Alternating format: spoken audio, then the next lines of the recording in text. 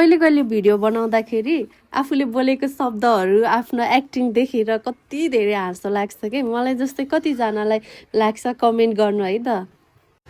हाय मेरो कपाल उ बेलामा साथीहरूको लैलैमा लागेर हाइलाइट गर केराटिन गर्नुभन्दा पहिला कलर गर अनि तिमी राम्रो देखिन्छौ स्टाइलिस देखिन्छौ मोडर्न देखिन्छौ भनेर साथीहरूको कुरा सुनेर कपाललाई मैले बिगारेँ। अब कसरी मैले मेरो कपाललाई रिपेयर गर्ने होला हे भगवान् भनेर सोचिरहनु भएको छ। यदि यस्तै कुरा सोचिरहनु भएको छ भने यो भिडियो तपाईँहरूको लागि हुनसक्छ। यदि तपाईँहरूको कपाल केराटिन गरेर कलर गरेर हाइलाइट गरेर ड्राई भएको छ ड्यामेज भएको छ भने चाहिँ तपाईहरूले मैले जस्तै प्रोसेस गर्न सक्नुहुनेछ, तर त्यसको लागि तपाईहरूले भिडियो फुल हेर्नुपर्ने छ है त।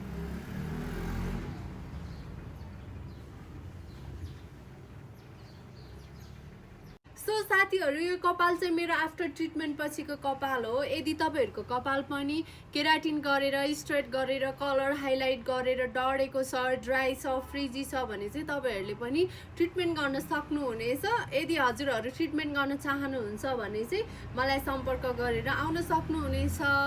तर यो चाहिँ किन बाङ्गो भनेर सोच्नु होला, यो चाहिँ मैले यसरी च्यापेको थिएँ कि अघि नै यसरी च्यापेको थिएँ, त्यही भएर बाई बाई।